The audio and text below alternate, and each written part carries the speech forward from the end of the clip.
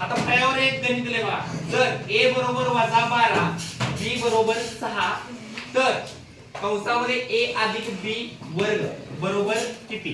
हे उदाहरण कसं सोडवायचं?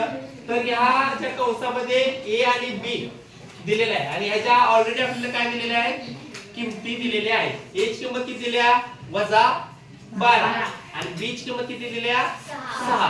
फक्त a च्या ठिकाणी a ची किंमत ठेवायची, b ची किंमत b च्या ठिकाणी ठेवायची. समजलं? आता एवढंच काम करायचं आहे. हाय लिहायचं आपण a अधिक b चा वर्ग दिलं. त्या ठिकाणी आता a ची किंमत किती दिल्या कंसामध्ये -12 त्याच्यानंतर अधिक b ची किंमत किती आहे 6 आणि या कंसाचा वर्ग सोडवा. आता -12 आहे, ऋण 12 आहे. मोठ्याला चिन्ह कोणतं आहे रे? मोठ्याला चिन्ह कोणतं आहे? -12. ऋण 12 अधिक 6.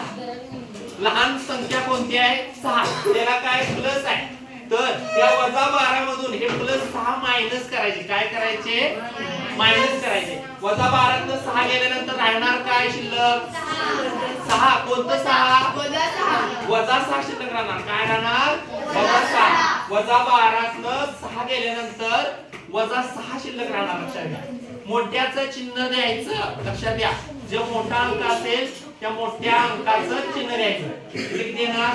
-6 चा वर्ग. आता -6 चा वर्ग इथं सुद्धा आपलं काय होणार? कन्फ्युजन होऊ शकतं.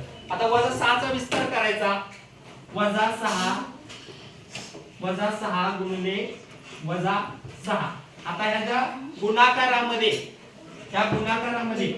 लक्षात घ्या की मांडणी करताना चुकायचं नाही.